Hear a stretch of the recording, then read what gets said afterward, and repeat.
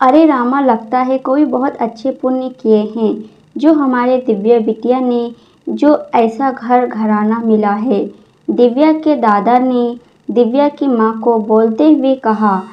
इतना शानदार घर, 10 तो कारें खड़ी थी। अर्जुन के पिताजी ने कहा, हमें बस दिव्या जैसी संस्कारी लड़की चाहिए और कुछ भी नहीं चाहिए। सच में भाग्य खुल गए हमारी बेटी के। दिव्या के पिताजी की बातों में उनकी खुशी झलक रही थी। थोड़े दिन पहले ही पंडित जी ने दिव्या के लिए अर्जुन का रिश्ता लाए थे। अर्जुन के घर वालों ने दिव्या को किसी विवाह समारोह में देखा था। वहीं उन्हें दिव्या पसंद आ गई थी। अर्जुन का परिवार काफ़ी समृद्ध था। जब से अर्जुन का रिश्ता दिव्या के लिए आया, घर में चहल पहल सी हो गई थी। दिव्या ने इसी साल अपना ग्रेजुएशन पूरा किया था। हर लड़की की तरह उसके भी सपने थे। वो इतना जल्दी शादी तो नहीं करना चाहती थी, पर सपना सारीखी राजकुमार वाली दुनिया छोड़ना भी नहीं चाहती थी। रविवार के दिन अर्जुन के परिवार वाले दिव्या को देखने आए। दिव्या उन्हें पहले ही पसंद थी, तो ये मिलना महज एक औपचारिकता भर थी। दिव्या जब चाय लेकर आई, उसने अपने कनखियों से अर्जुन को देखा। वो देखने में उसे काफ़ी अच्छा लगा। उसी दिन दिव्या का रिश्ता पक्का हो गया। दिव्या की होने वाली सास ने बातों ही बातों में दिव्या को बताया कि अर्जुन काफ़ी शर्मीला है और जल्दी से किसी से घुलता मिलता नहीं। 3 महीने बाद की शादी की तारीख तय हो गई। दिव्या को ये सब एक परी कथा सरीखा सा लग रहा था। उसने सोचा ही नहीं कि एक दिन सपनों का राजकुमार सच में उसे मिल जाएगा, जो उसे राजकुमारी बनाकर रखेगा। जब उनकी सगाई हुई तो उसे मिले तोहफों को देख सारे रिश्तेदारों और उनकी सहेलियों की आंखें फटी की फटी रह गई। कईयों को तो दिव्या की किस्मत से रस खोने लगा। समय पंख लगाकर उड़ रहा था। दिव्या का परिवार जोरों शोरों से शादी की तैयारियों में लगा था। दिव्या की सास उसे कहती कि बस अब उनसे और इंतजार नहीं हो रहा। वो जल्दी से अपनी बेटी को घर लाना चाहती है। अर्जुन से जब दिव्या बात करती तो कुछ देर बात करके फ़ोन अपनी माँ को दे देता। देखा दिव्या, मैंने कहा था ना, बहुत शर्मीला है मेरा अर्जुन। कभी भी लड़कियों की तरफ आँख उठाकर देखा भी नहीं। तुम ही उसकी ज़िंदगी में आई पहली लड़की हो। मैं माँ हूँ ना, सब समझती हूँ कि जैसे मुझे तुम्हारा इंतज़ार है, उससे ज़्यादा बेसब्री से वो तुम्हारा इंतज़ार कर रहा है। पता है, उसने तो हनीमून के लिए अभी से स्विट्ज़रलैंड की टिकट बुक करवा ली है। अर्जुन की माँ ने जब दिव्या से फ़ोन पर ये सब कहा तो दिव्या शर्मा गई। दिव्या सपनों के संसार में गोते लगाने लगी। 3 महीने कब निकले पता ही नहीं चला। धूमधाम से दिव्या और अर्जुन की शादी हो गई। सभी रस्मों के बाद दिव्या अपने ससुराल आ गई। दिव्या की शादी की पहली रात थी। दिव्या काफ़ी घबराई, संकुचाई थी। दिव्या जैसे ही अपने कमरे में गई, उसने देखा अर्जुन गहरी नींद में सो रहा था। दिव्या उसे अपलक निहारती रही। शादी की इतनी गहमा गहमी रस्में, फिर फ्लाइट का सारा सफ़र, थकान होने वाला तो लाजमी है। अगली सुबह जब गिलास गिरने की आवाज़ के साथ दिव्या की नींद खुली, उसने देखा अर्जुन बदहवास सा खड़ा है और सारा सामान फेंक रहा है। उसने अर्जुन को रोकने की कोशिश की, मगर अर्जुन ने उसे धक्का दे दिया। सामने दरवाज़ा पीटने की आवाज़ आ रही थी। दिव्या ने भागकर दरवाज़ा खोला तो सामने अर्जुन की माँ खड़ी थी। मुरारी काका, रामू काका, अर्जुन की माँ ने कहा तो दोनों नौकरों ने कसकर अर्जुन को पकड़ लिया। अर्जुन की माँ ने उसे शांत किया और एक इंजेक्शन लगाया गया। थोड़ी ही देर में अर्जुन शांत हो गया। दोनों नौकरों ने मिलकर उसे पलंग पर लेटा दिया। दिव्या भौचक्की सी खड़ी सब देख रही थी। कुछ नहीं बेटा, तुम डरो मत, बस कभी कभी ऐसा हो जाता है। उसे एक छोटी सी न्यूरोलॉजिकल प्रॉब्लम है तो हो जाता है, दिव्या की सास ने उसे कहा। दिव्या एकटक उन्हें देखती रही। दिव्या, ब्रेकफास्ट रेडी है, तुम जल्दी फ्रेश होकर नीचे आ जाओ। दिव्या की सास ने दिव्या को बोलकर और नीचे चली गई। दिव्या ने अर्जुन को देखा। वो बेसुध सा पलंग पर लेटा था। दिव्या को ऐसा लगा कि वो कुछ सोच ही नहीं पा रही।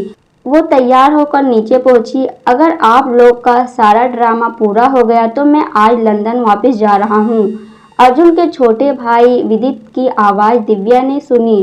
थोड़ी ही देर में विदित सूटकेस के साथ घर से निकल गया। दिव्या को कुछ समझ में नहीं आ रहा था।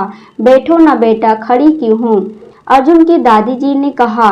दिव्या ने उनके पांव छुए, सौभाग्यवती भाव। दादी जी ने आशीर्वाद दिए। चिंता मत करो बेटा, सब ठीक है। तुम नाश्ता करो। मुरारी, जरा बहू को जूस लाकर दो ना। दादी जी के कहने पर दिव्या ने अनमने मन से नाश्ता किया, पर हजारों सवाल उसके दिमाग में थे। अब तो ये रोज का हो गया था। हर दिन अर्जुन को इंजेक्शन दिए जाते। जब तक वो दवाइयों के नशे में रहता वो शांत रहता। जब उसे दवाइयाँ नहीं दी जाती तो वो किसी जानवर की तरह हिंसक हो जाता। दिव्या को कुछ समझ नहीं आ रहा था। वो अपने परिवार वालों से बात करना चाहती थी, मगर जब भी वो फोन के आसपास होती कोई ना कोई खड़ा रहता। उसके घर से भी फोन आए पर दिव्या को बोलने का मौका ही नहीं दिया। अर्जुन की मां ने एक तरफ से नजरबंदी में हो गई थी दिव्या घर में। एक हफ्ता निकल गया। दिव्या को घर के नौकरों से ही पता चला कि अर्जुन काफी सालों से मानसिक रूप से बीमार है और लंबे समय से उसका इलाज चल रहा है। दिव्या टूट गई। अगले दिन उसने हिम्मत जुटाकर कहा, दादी जी, मम्मी जी, पापा जी, क्या आपने मुझे इतने बड़े धोखे में रखा? आप जानते हैं अर्जुन की हालत के बारे में।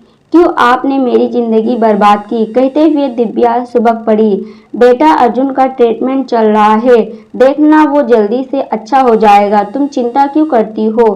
बुरा समय है, ये भी जल्दी निकल जाएगा। और फिर सब कुछ तो तुम्हारे पास है, तुम बस बोलो और हर चीज हाजिर। और क्या चाहिए एक लड़की को? दादी जी ने कहा, और क्या चाहिए? मैं कोई कठपुतली नहीं हूँ, जीता जागता इंसान हूँ। इतना बड़ा धोखा देने के बाद आप ये बोल रही हैं? दिव्या ने लगभग चिल्लाते हुए कहा। दिव्या, आवाज नीचे रखो। तुम जैसी लड़की जो कभी सपने में नहीं सोच सकती, आज वो सब तुम्हें मिल रहा है और तुम दादी जी से इतना बदतमीजी से बात कर रही हो। अर्जुन की मां ने चिल्लाते हुए कहा। बहुत शांत रहो। देखो दिव्या बेटा, तुम बहुत समझदार लड़की हो और आखिर जैसे भी हो वो तो तुम्हारा पति ही है। उसका ध्यान रखना, सेवा करना तो तुम्हारा फर्ज है। कोई बात नहीं, अभी तुम गुस्से में हो जाता है कभी कभी। देखना तुम्हारा सेवा और साथ से अर्जुन जल्दी ही ठीक हो जाएगा। दादी जी ने कहा और सब चले गए। देखो दिव्या, तुम्हारे पापा आ गए हैं, चलो आओ नीचे। दिव्या की सास ने आवाज दी। दिव्या की शादी को लगभग महीने होने आया था। हर दिन उसके लिए पहाड़ जैसा था। वो नीचे गई। उसके पापा नीचे हॉल में दादी जी से बात कर रहे थे। चलो, सोच क्या रही हो? दिव्या की सास ने कहा। वो दिव्या को घर ले जाने के लिए आए हैं। उसके पग फेरे की रस्म भी बाकी है। घर में सब उसको बहुत याद कर रहे हैं। इतना दूर जो चली आई है, इसकी माँ का तो दिल ही नहीं लग रहा है। दिव्या के पापा दादी जी से बोल रहे थे। देखिए समधी जी, इसी हफ्ते तो दिव्या और अर्जुन यूरोप जा रहे हैं।